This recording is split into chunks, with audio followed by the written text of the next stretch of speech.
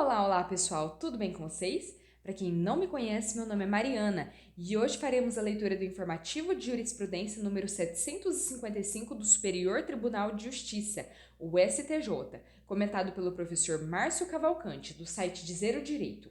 Bom pessoal, antes de iniciar, só gostaria de dizer que se você ainda não conhece o site Dizer o Direito, dá uma olhadinha lá. Semanalmente, o professor Márcio Cavalcante disponibiliza os informativos de jurisprudência tanto do STJ quanto do STF, comentados e exemplificados de uma forma a facilitar o nosso estudo da jurisprudência. Isso é bastante importante, porque jurisprudência tem caído bastante em concursos públicos e também na OAB. Então, se você ainda não conhece, confere lá. É gratuito e auxilia bastante aí na busca da sua aprovação. Então, vamos começar aqui com o direito constitucional. Índios.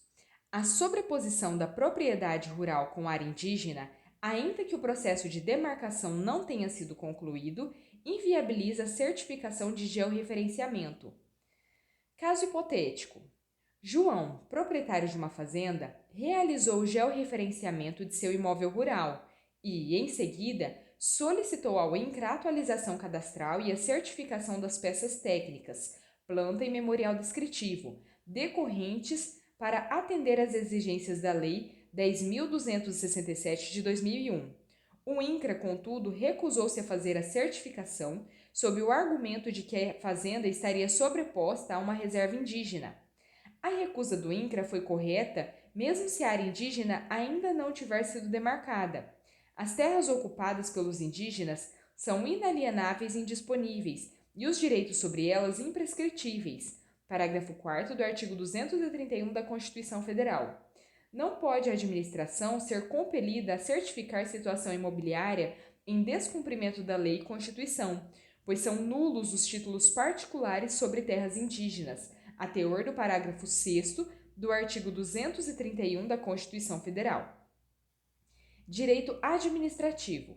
Servidores públicos. Servidor público federal pode tirar mais de um período de férias no mesmo ano. É possível ao servidor que já usufruiu o primeiro período de férias, após cumprida a exigência de 12 meses de exercício, usufruir as férias seguintes no mesmo ano civil, dentro do período aquisitivo ainda em curso, nos termos do parágrafo 1º do artigo 77 da Lei nº 8.112 de 90. Fica aí a dica para quando você for servidor público federal. Então, próximo. Direito civil. Obrigações. É cabível a capitalização mensal dos juros remuneratórios, que incidem sobre as diferenças decorrentes de expurgos inflacionários reconhecidas em ação civil pública.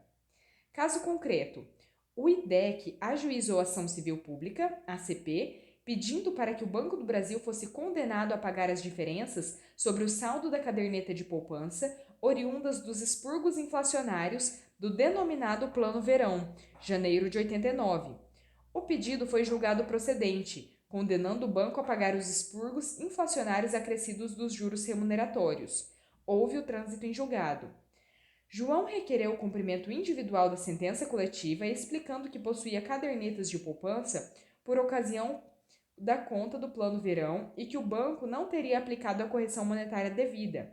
Neste caso, o Banco do Brasil apresentou impugnação ao cumprimento de sentença, alegando que os juros remuneratórios deveriam incidir somente no mês em que foi reconhecido o expurgo da correção monetária.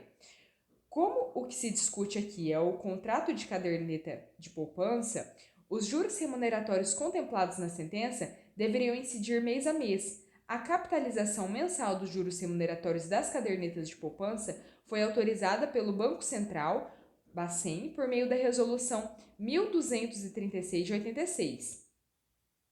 Alienação fiduciária em garantia.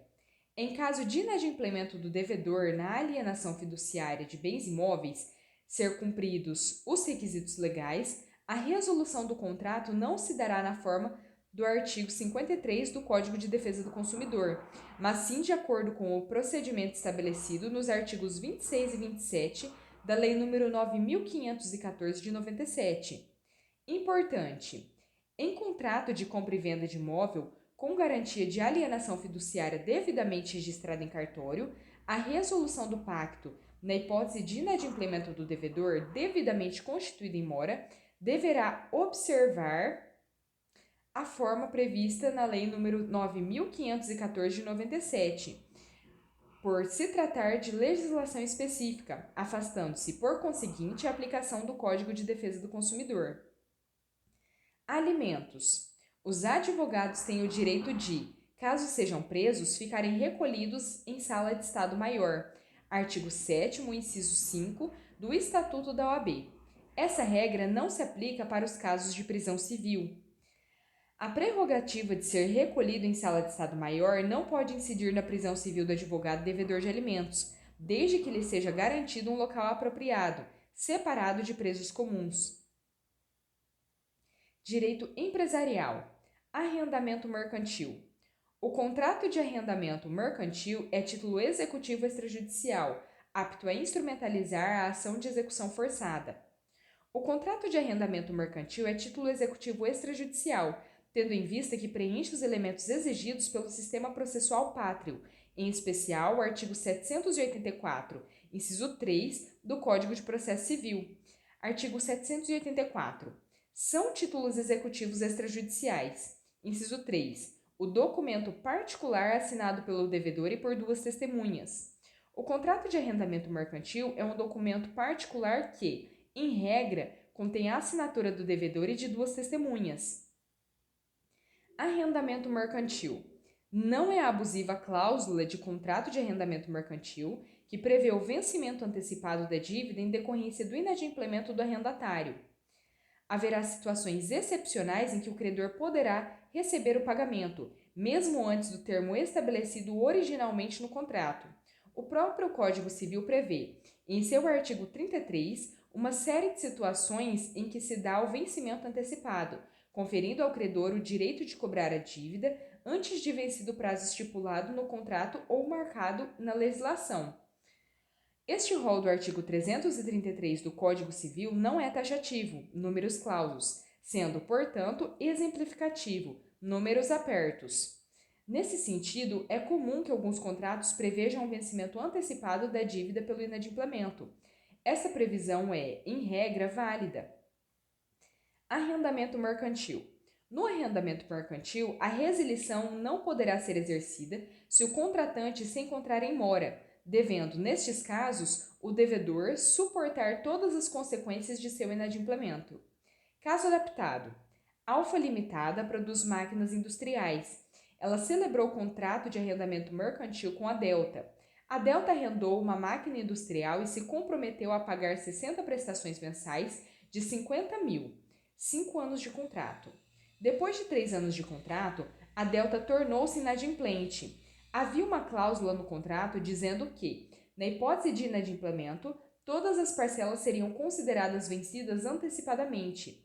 Diante disso, a Alfa ingressou com a execução de título extrajudicial, cobrando as parcelas referentes aos 2 anos que faltavam. Depois de ter recebido a citação da execução de título extrajudicial, a Delta, devedora, fez notificação extrajudicial dirigida à Alfa, informando que queria fazer a resilição do contrato, desfazimento imotivado do contrato, colocando o bem arrendado à disposição da arrendante. No arrendamento mercantil, a resilição não poderá ser exercida se o contratante se encontrar em mora, devendo, nesses casos, o devedor suportar todos os riscos de sua inadimplência, sob pena de configurar-se abuso do direito por parte do contratante que pretende resilir. Liquidação extrajudicial. O valor pago ao liquidante extrajudicial de uma sociedade seguradora deve ser descontado da comissão de 5% devida à Superintendência de Seguros Privados, SUSEP. Caso hipotético: Alfa S.A. é uma sociedade seguradora. A Alfa teve decretada sua liquidação extrajudicial pela SUSEP, tendo sido nomeado o Sr. João como liquidante extrajudicial. Durante o processo de liquidação, foram vendidos bens da Alfa no valor de 20 milhões. A SUSEP tem direito de ficar com 5% desse valor, com base no artigo 106 do Decreto-Lei 73/66. O liquidante extrajudicial será remunerado pelo seu trabalho. Essa remuneração, contudo, deve ser subtraída, descontada da comissão de 5% da SUSEP. Em decorrência da aplicação do princípio da especialidade, os valores pagos aos liquidantes devem ser descontados da comissão devida à SUSEP, responsável pela atividade concreta de condução do processo de liquidação extrajudicial. Recuperação judicial. É possível indeferir o pedido de desistência de agravo de instrumento interposto contra a decisão que homologou o plano de recuperação judicial e reconhecer de ofício a ilegalidade das cláusulas aprovadas pela Assembleia Geral de Credores? Importante: não cabe ao tribunal indeferir o pedido de desistência em agravo de instrumento e julgar o recurso de ofício, ainda que as questões nele veiculadas sejam de ordem pública e de interesse da coletividade dos credores da empresa em recuperação judicial. Direito processual civil. Provas. Se não há consenso entre as partes a respeito da escolha do perito, o profissional indicado por uma das partes, mas rejeitado pela outra, não pode realizar a produção da prova como perito do juízo. Os peritos são escolhidos entre os profissionais legalmente habilitados e os órgãos técnicos ou científicos devidamente inscritos em cadastro mantido pelo tribunal ao qual o juiz está vinculado. Na localidade onde não houver inscrito no cadastro disponibilizado pelo tribunal, a nomeação do perito é de livre escolha pelo juiz e deverá recair sobre profissional ou órgão técnico ou científico comprovadamente detentor do conhecimento necessário à realização da perícia.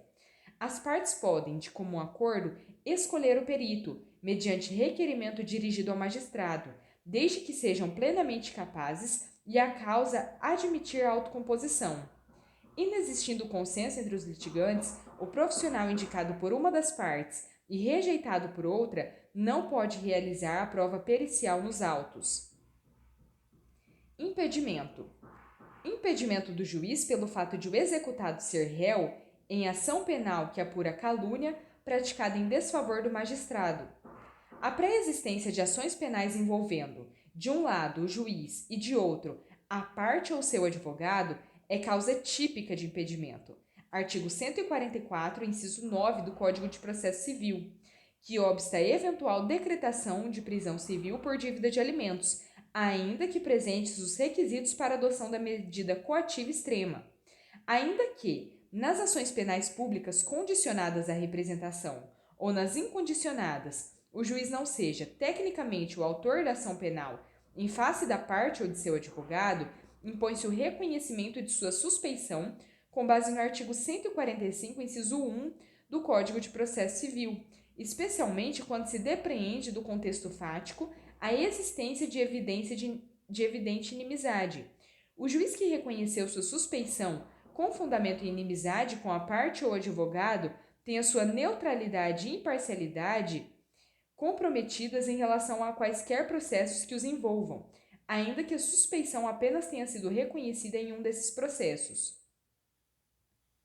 Honorários advocatícios. Juros de precatórios do Fundef, Fundeb, podem ser usados para pagar honorários contratuais. Assunto já apreciado nos informativos 735 e 743 do STJ. Nas demandas envolvendo valores relacionados ao Fundef e Fundeb, é possível a utilização dos juros moratórios dos precatórios para pagamento dos honorários contratuais, ante a natureza autônoma dos juros em relação à verba principal.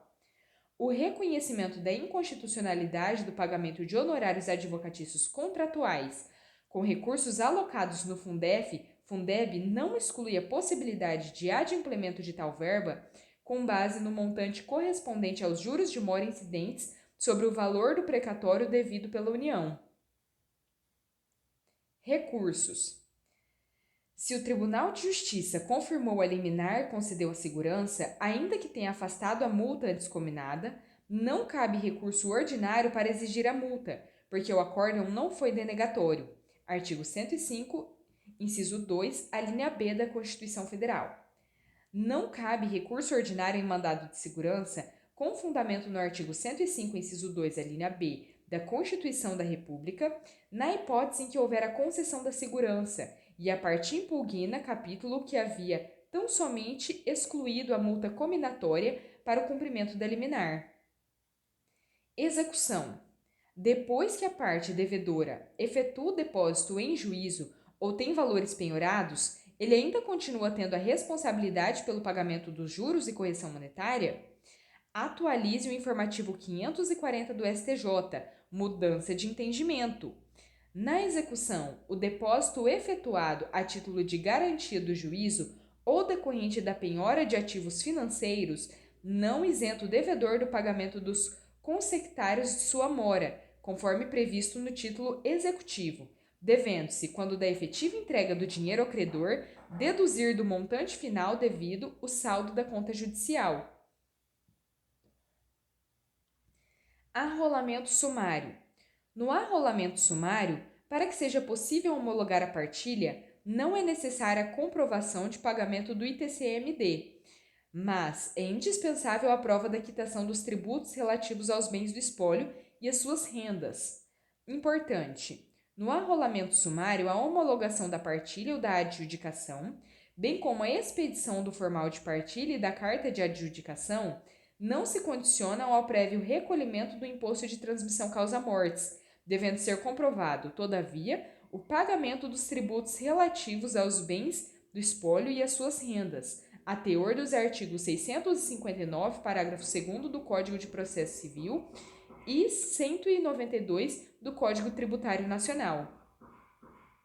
Direito Penal. Prescrição. O termo inicial da contagem do prazo da prescrição da pretensão executória é o trânsito em julgado para ambas as partes. Pacificou. Importante. Se o Ministério Público não recorreu contra a sentença condenatória, tendo havido apenas recurso da defesa, qual deverá ser o termo inicial da prescrição da pretensão executiva? O início do prazo da pretensão executória deve ser o momento em que ocorre o trânsito em julgado para o MP? Ou o início do prazo deverá ser o instante em que se dá o trânsito em julgado para ambas as partes, ou seja, tanto para a execução como para a defesa? O início da contagem do prazo de prescrição somente se dá quando a pretensão executória pode ser exercida. Se o Estado não pode executar a pena, não pode-se dizer que o prazo prescricional já está correndo. Assim, mesmo que tenha havido o trânsito em julgado para acusação, se o Estado ainda não pode executar a pena, exemplo, está pendente uma apelação da defesa, não teve ainda o início da contagem do prazo para a pretensão executória, ou melhor dizendo, para a prescrição executória. É preciso fazer uma interpretação sistemática do artigo 112, inciso 1 do Código Penal. Crimes contra a dignidade sexual, estupro de vulnerável. De quem é a competência para julgar o crime de estupro praticado contra criança e adolescente no contexto de violência doméstica e familiar? Pacificou. Importante. Atualize o informativo 721 do STJ. Após o advento do artigo 23 da Lei nº 13.431 de 2017, nas comarcas em que não houver vara especializada em crimes contra criança e adolescente, compete à vara especializada em violência doméstica, onde houver, processar e julgar os casos envolvendo estupro de vulnerável cometido pelo pai, bem como pelo padrasto, companheiro, namorado ou similar, contra filha ou criança ou adolescente, no ambiente doméstico ou familiar. De quem há a competência para julgar o crime de estupro praticado contra criança e adolescente no contexto de violência doméstica e familiar? Primeira opção: juizado ou vara especializada em crimes contra criança e adolescente, caput do artigo 23 da Lei nº 13.431 de 2017. Segunda opção: caso não exista vara especializada em crimes contra criança e adolescente, esse crime será julgado no juizado ou vara especializada em violência doméstica, independentemente de considerações acerca da idade, do sexo da vítima ou da motivação da violência. Parágrafo único do artigo 23 da Lei nº 13.431 de 2017. Terceira opção: nas comarcas em que não houver varas especializadas em violência contra crianças e adolescentes, ou juizados, varas de violência doméstica, a competência para julgar será da vara criminal comum. Direito processual penal. Competência: foro por prerrogativa de função. Não sendo o crime praticado em razão e durante o exercício do cargo ou função, As regras de competência não são alteradas pela superveniente posse no cargo de prefeito municipal. Importante: caso concreto. João, fazendeiro, teria adquirido 2 cabeças de gado, mesmo sabendo que seria produto de crime. Ele foi denunciado pela prática de receptação de animal, artigo 180-A do Código Penal. O juiz prolatou sentença condenatória e o réu interpôs apelação. O recurso foi distribuído para a Câmara Criminal do Tribunal de Justiça, ou seja, um órgão fracionário. Antes que o recurso fosse julgado, João foi diplomado e empossado como prefeito do município. Diante disso, a defesa pediu que o recurso fosse redistribuído da Câmara Criminal para o Pleno do Tribunal de Justiça. Isso porque, segundo a Constituição do Estado e o Regimento Interno do TJ, a competência para julgar ações penais contra prefeitos é do Tribunal Pleno e não da Câmara Criminal. O pedido não deve ser acolhido. O foro por prerrogativa de função exige contemporaneidade e pertinência temática entre os fatos em apuração e o exercício da função pública. No caso concreto, além de o crime ser anterior à posse como chefe do Poder Executivo Municipal, o ato praticado não guarda relação com o seu cargo eletivo, não havendo que se falar em deslocamento do feito para julgamento pelo Pleno do Tribunal de Justiça. Provas. A habitação em prédio abandonado de escola municipal pode caracterizar o conceito de domicílio em que incide a proteção disposta no artigo 5º, inciso 11 da Constituição. Importante. Caso adaptado. Os policiais militares estavam fazendo uma ronda quando avistaram João, dentro do prédio de uma escola pública municipal abandonada, com uma espingarda e um pó branco, que aparentava ser cocaína. Os policiais entraram no local e prenderam João por tráfico de drogas e posse ilegal de arma de fogo. A Defensoria Pública impetrou habeas corpus argumentando que essa escola abandonada era a residência de João, local onde morava com sua esposa e filha. Logo, os policiais não poderiam ter entrado sem um mandado judicial ou consentimento do morador. O STJ concordou com a primeira parte do argumento. O prédio abandonado da escola pública, por estar servindo como espaço de moradia para João, deve receber a proteção constitucional do artigo 5º, inciso 11 da Constituição Federal.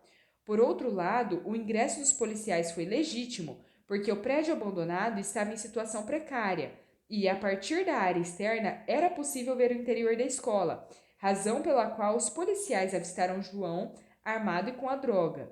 Deste modo, os policiais, da parte de fora da casa, viram que João estava em flagrante delito, o que autoriza o ingresso dos mesmos sem autorização do morador, independentemente de ordem judicial.